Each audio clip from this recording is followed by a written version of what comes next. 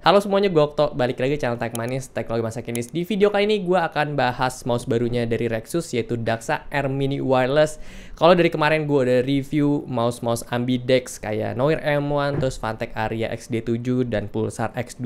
Nah kali ini agak refresh karena dia adalah ergonomic mouse yang udah lama gue nggak pakai mouse ergonomik ya. Dan gue punya pengalaman lucu pas awal pakai mouse ini. Kita akan bahas, langsung aja masuk ke videonya.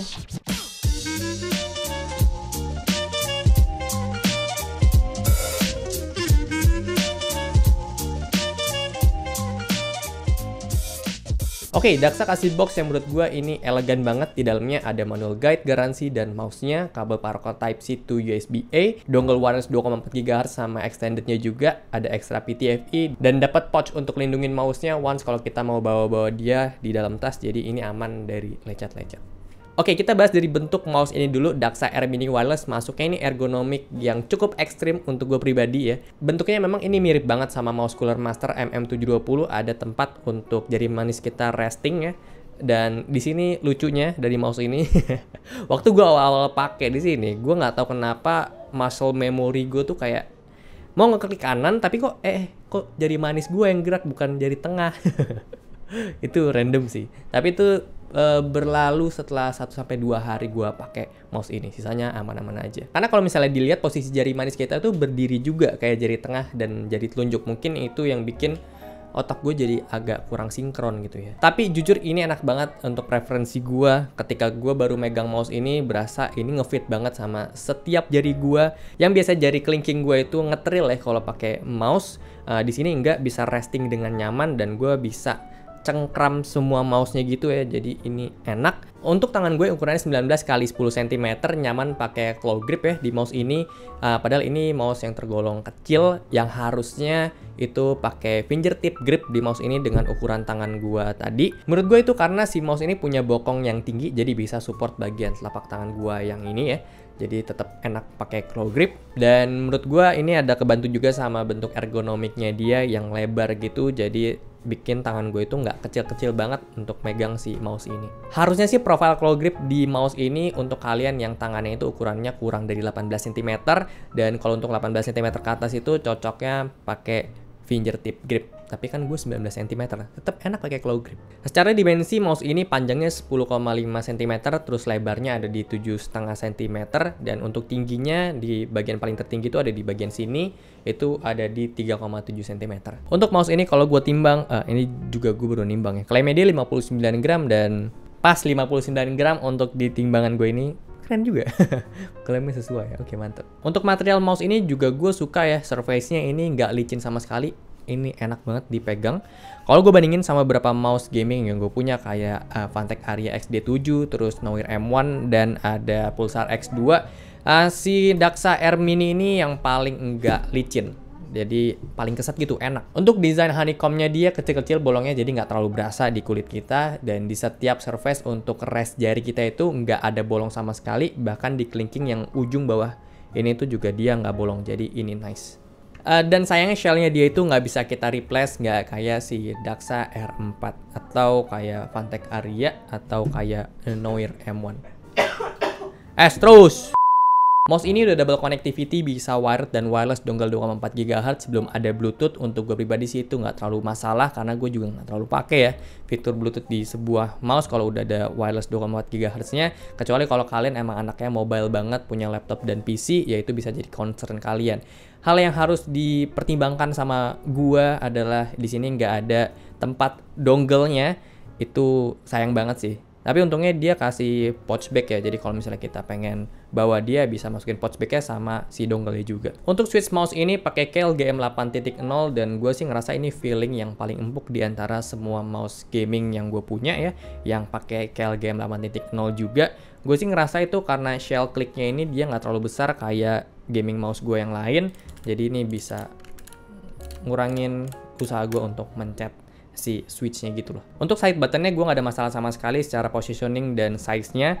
Gue bisa ngejangkau kedua tombol ini dengan profile claw grip gua, jadi ya ini aman-aman aja. Dan kliknya juga ini enak kok. Terus di atas ini ada DPI switch, dan gue pribadi suka ya DPI di atas dibanding di bawah karena gue sering ganti-ganti juga. Satu hal yang gue sayangin dari mouse ini ada di scrollnya dia, walaupun dia udah pakai TCC Gold encodernya, tapi gue ngerasa di sini kayak kurang solid aja gitu. Ketika di scroll, apalagi pas di scroll ke atas, suaranya tuh agak aneh buat gue. Di bagian bawah kita dapat PTFE yang luas banget, ada di bagian depan, belakang, dan di tengah sensornya ini. Jadi ini enak untuk nge-slide-nya. Mouse ini pakai sensor Pixart PAW3395, dan kemarin tuh gue baru tahu ya bedanya PAW sama PMW.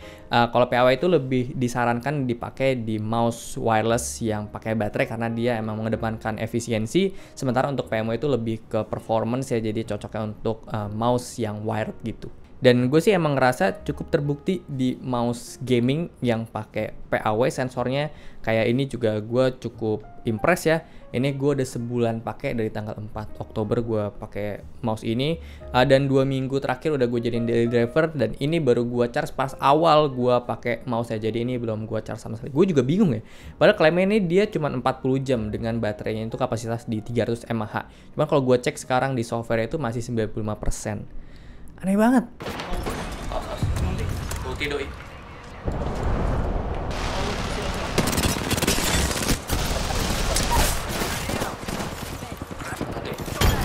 Mantul. Itu dia di atas. Datang.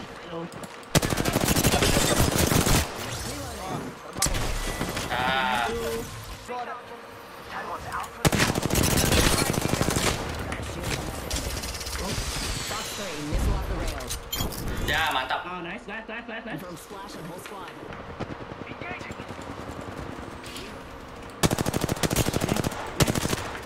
kejar gitu.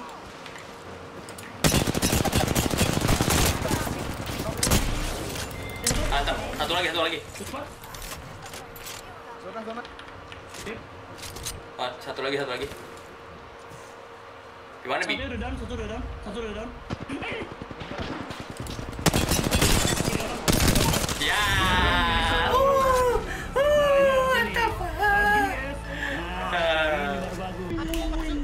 Masuk TV, Mak. Aduh. Masuk video tag mana? Dan terakhir di bawah ini ada switch on off. Kalau kita lihat di sini ada 3 logo. Atas itu untuk nyalain, ke bawah juga nyalain, tapi bedanya atas itu nyala tanpa nyalain RGB belakangnya dia. Kalau ke bawah itu untuk nyalain mouse-nya serta nyalain RGB-nya dia. RGB ini bisa diatur lewat software tentunya untuk warnanya, dan DPI yang di depan juga ini warna DPI itu juga bisa kita atur di softwarenya dia. Kita bisa akses softwarenya pakai dongle wirelessnya dia tanpa harus colokin kabelnya dulu ke mouse ini, dan kita bisa atur program buttonnya, terus DPI stage-nya juga bisa kita atur, speednya juga tentu.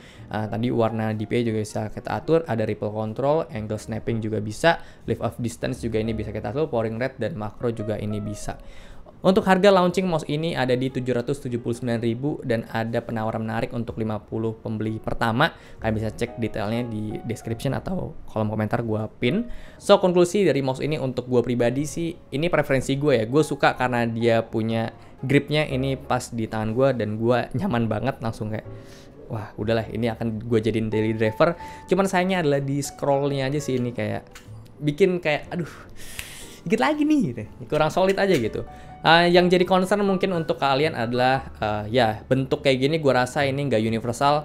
Untuk di harga segini Daxa R4 itu bisa jadi opsi karena lebih universal lah bentuknya, itu kan lebih luas marketnya dibanding mouse ergonomik kayak gini, pasti niche banget gitu.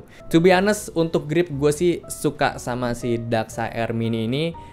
Cuman ya itu balik lagi ke kalian. Untuk fitur sih emang si Daxa ini kalah, dia nggak bisa ganti, dia punya shell-nya, terus connectivity juga ini dia masih 2, sementara Aria sih paling lengkap ya, dia udah bisa ganti shell-nya, terus beratnya juga ini sama 59 gram, dia udah 3 connectivity. Jadi ya itu balik lagi ke kalian sih kalau gue rasa. So segitu aja untuk video gue kali ini. Thank you banget untuk kalian yang udah nonton. Kalau suka boleh like, share, dan subscribe. Gue akan sampai jumpa di video selanjutnya. Terima kasih.